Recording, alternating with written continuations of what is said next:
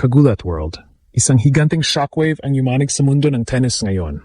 Ang ating nag-iisang Pinay tennis queen na si Alexandra Ayala, opisyal ng sumampa sa world number 28 sa WTA Live Rankings. Mula sa kanyang career high na number 32 pagpasok ng Indian Wells, binuwag ni Alex ang lahat ng pader at barriers para mag-surge sa elite top 30 ng buong mundo. At ang pinakamatindi rito, wala nang ibang Filipino sa buong top 1,000 ng ATP o WTA. Si Alex lang ang solo trailblazer na nagdadala ng bandila ng Pilipinas sa rurok ng tagumpay. Imagine, isang 20 anyos na batang mula sa Quezon City na nagsimula lang bilang wildcard. Ngayon ay kinatatakutan na ng mga veteran star. Ang Indian Wells 2026 ay naging entablado ng kanyang makasaysayang pag-akyat matapos niyang talunin ang dating Grand Slam semifinalist na si Diana Yastremska sa isang midnight thriller at pilitin ang world-class star na si Coco Gauff na mag-retire sa kanilang dikit na bakbakan. Ang buong mundo, literal na natulala.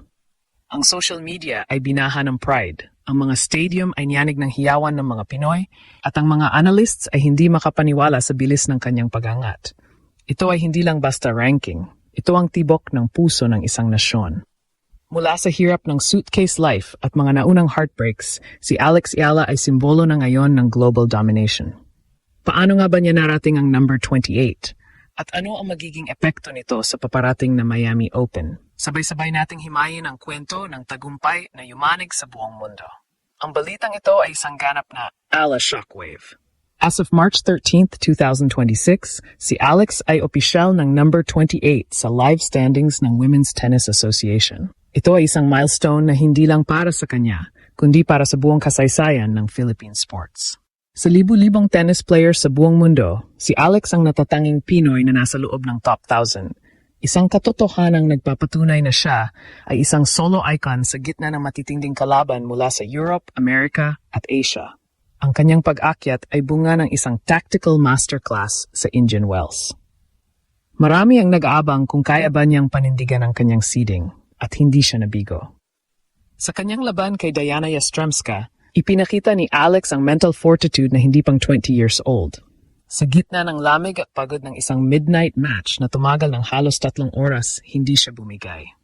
Sa score na 7-5, 4-6, 7-5, napatunayan niyang kaya niya makipagsabayan sa mga dating Grand Slam contenders.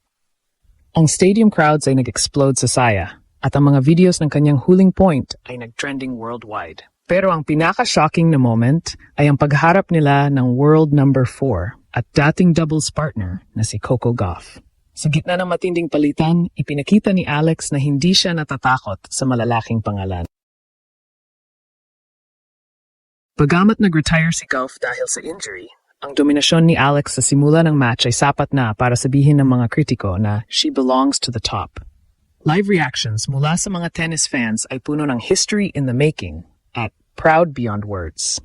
Ang bilis ng kanyang pag-climb mula sa pagiging world number 140 plus noong nakaraang taon hanggang sa pagiging number 28 ngayon ay itinuturing na isa sa pinaka-impressive na runs sa modern tennis. Ito ay hindi lang tagumpay ng career, ito ay laban ng bansa. Si Alex ay dumaan sa matitinding pagsubok, homesickness habang nag-iensayo sa Spain, knee injuries noong 2025 at ang bigat ng expectations bilang first Filipino sa bawat tournament. Pero gaya ng kanyang paboritong mantra, keep fighting. Ang bawat pagkatalo ay ginawa niyang aral para maging mas matatag. Ngayong siya na ang world number 28, ang takot ay nasa panig ng kanyang mga kalaban. Ang buong tennis universe ay gising na sa katotohanan. Ang Pilipinas ay mayroon ng elite contender. Dahil sa kanyang bagong ranking, ang global impact ni Alex ay hindi na matatawaran. Ang mundo ng tennis ay literal na namangha at natakot sa bilis ng kanyang pag-akyat. Ang mga top players at analysts ay nagpahayag ng matinding respeto. Hindi na siya tinitingnan bilang isang rising star, kundi bilang isang established threat. Ang kanyang tagumpay ay nagbigay ng inspirasyon sa mga underdogs sa buong mundo. Pinatutunayan na ang talent mula sa isang bansa na walang malakas na tennis infrastructure ay kayang mag-crash sa elite party ng sport. Ramdam na ramdam ang kilig at emosyon ng mga Pinoy abroad.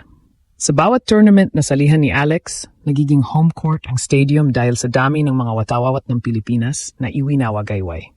Ang mga luha ng kagalakan ng mga kababayan natin ay patunay na si Alex ay hindi lang naglalaro para sa sarili. Dala niya ang pangarap ng bawat bata sa bansa. Sabi nga ng marami, ito ang hitsura ng pangarap. Mula sa suitcase life at mga lonely training sessions, si Alex ay naging rallying cry na ng buong Pilipinas.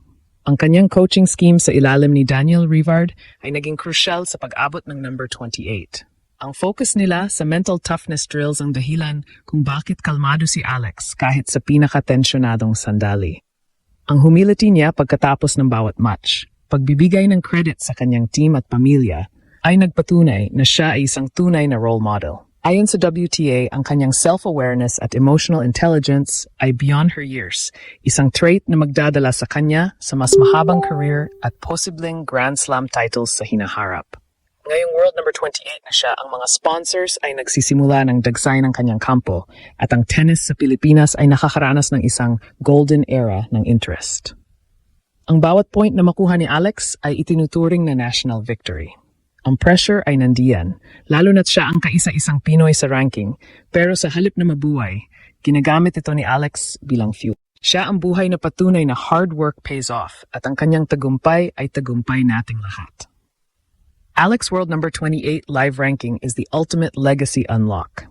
Bilang solo Pinoy sa top 1,000, siya ang trailblazing icon na nagbukas ng pinto na akala ng marami ay sarado para sa atin.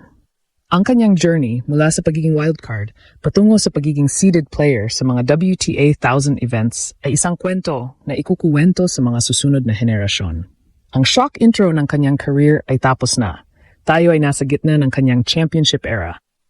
Ang conflict ng kanyang career versus bansa ay nagtapos sa isang matamis na hope realized. Ang mga heartbreaks ng nakaraan ay naging foundation ng kanyang matibay na legacy. Ngayong number 28 na siya, ang kanyang seeding sa Miami Open ay magbibigay sa kanya ng mas magandang draw na lalong magpapalakas sa kanyang tsansa na depensahan ang kanyang semifinal run noong nakaraang taon. Ang buong mundo ay natulala, pero tayong mga Pilipino ang tunay na nanalo rito. Sa huli, ang pag-abot ni Alex sa world number 28 sa WTA live rankings ay hindi lang basta numero sa isang website. Ito ay ang pagbangon ng ating pambansang dangal sa entablado ng tennis. Mula sa career struggles hanggang sa global shock, mula sa pagiging solo trailblazer hanggang sa pagiging mukha ng Pinoy pride, si Alex ang dahilan kung bakit tayo naniniwala ulit. Buong mundo man ang natulala, tayo naman ang susi sa kanyang patuloy na legacy sa pamamagitan ng ating walang sawang suporta. Laban, Filipina. Ang Grand Slam goals ay activated na at ang trono ng WTA ay abot-tanaw na natin. Believe again, Pilipinas. Dahil sa raketa ni Alex, ang ating bandila ay patuloy na iwagayway sa tuktok.